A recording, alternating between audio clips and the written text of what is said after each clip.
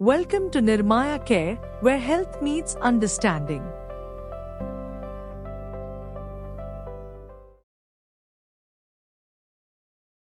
This video was originally published on nirmayacare.com. For an uncensored, ad-free version of this video and other health education content, visit nirmayacare.com. Today, we're diving into a medical emergency that can happen in the blink of an eye, but it's part of a much bigger story. A silent crisis that's been claiming lives in India for decades. And this isn't just about snakes. It's really about a desperate race against time, a battle against deadly misinformation, and a healthcare system stretched to its absolute limit. It usually begins with a sound you don't even notice, a rustle in the grass. And then, two painless marks that change everything. I mean, that really paints a picture, doesn't it? It captures just how quietly this whole ordeal begins, an ordeal that, for way too many people, turns into a fight for their life. And this is the scale of that fight. 58,000. That's roughly how many people die from snake bites in India, every single year.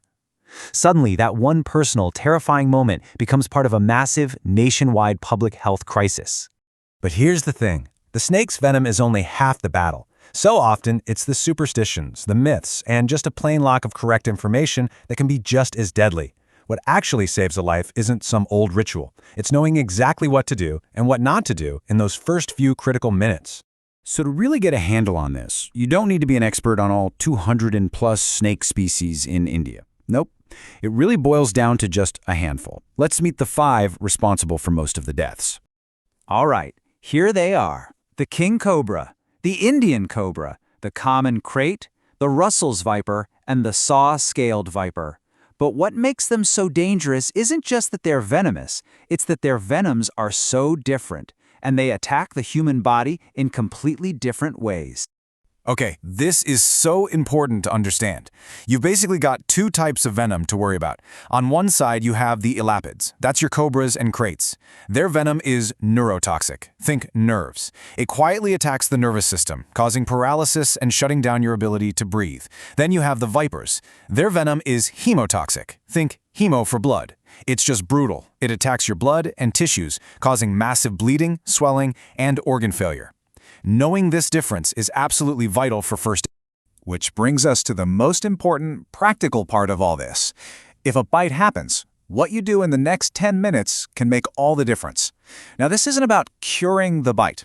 It's about slowing down the venom to buy precious, life-saving time to get to a hospital. Okay, let's walk through this. First, reassure the victim. Panicking makes your heart beat faster, which just pumps the venom through the body quicker. So have them lie down and stay still. Second, immobilize the limb. Treat it like a broken bone and keep it at or below heart level. Third, and this is a big one, for a cobra or krait bite, those neurotoxic ones, you can apply a firm pressure bandage.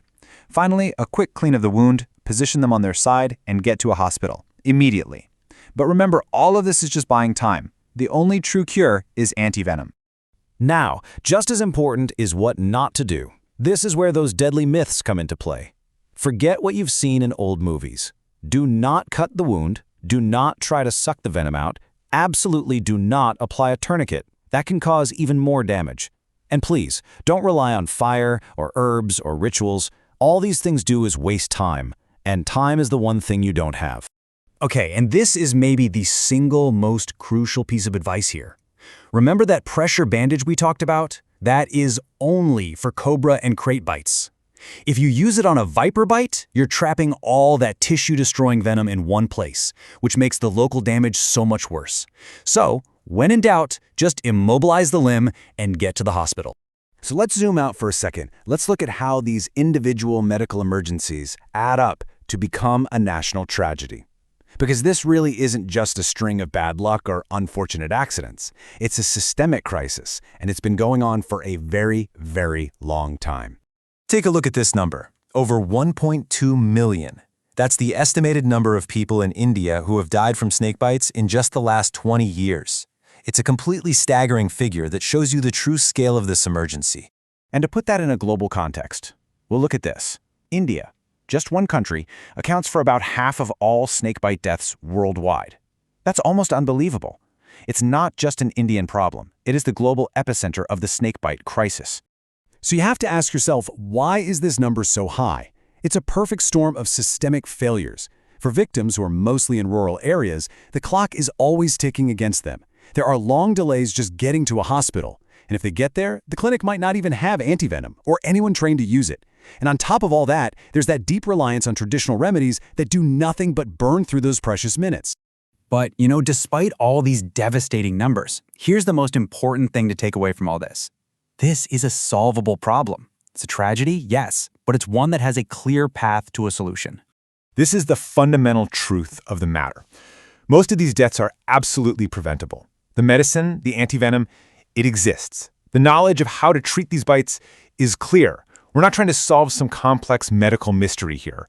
This is a crisis of logistics, of access, and of education. And that path forward is actually pretty clear. It's built on 4 pillars. You need rapid transport. You need trained healthcare workers on the front lines. You need reliable access to antivenom everywhere. And you need huge public education campaigns to get rid of the myths and teach proper first aid. It's not a single magic bullet. It's the whole system working together. So we're left with this final thought. The problem is solvable. The medicine is there, the strategies are known. This crisis isn't continuing because we lack answers. It's continuing because we might lack the collective will to put those answers into practice. The real question isn't one of knowledge anymore, it's a question of will.